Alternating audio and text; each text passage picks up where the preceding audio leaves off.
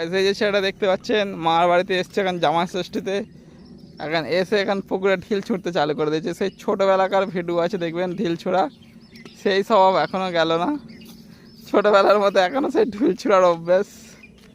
এই যে যাচ্ছে, যে ইট কুড়োচ্ছে, মাটি কুড়োচ্ছে।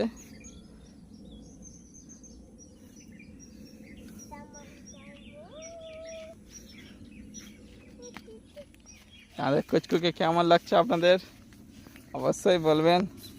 যাচ্ছে কুচকু কিউট আদ্রিক। ওরে বাবারে, দেখবো কত জোরে ছুটতে পারিস।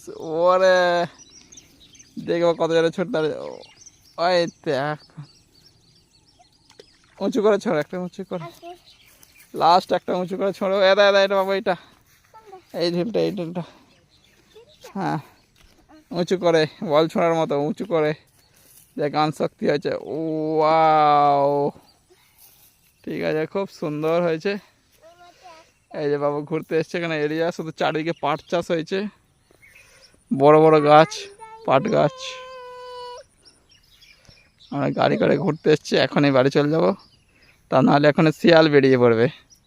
এখানে এখনও শিয়াল দেখা যায়, সন্ধে হলেই শিয়াল। আর যাস না বাবু, ওখানে সাপ মাপ আছে, পালিয়ে চলো, কামড়াতে, পালিয়ে চলো, পালিয়ে চলো, আর নয়। তো আমরা এখনই চললাম বাড়ি, সন্ধে হতে চললো, তো চলো আমরা চলে যাই।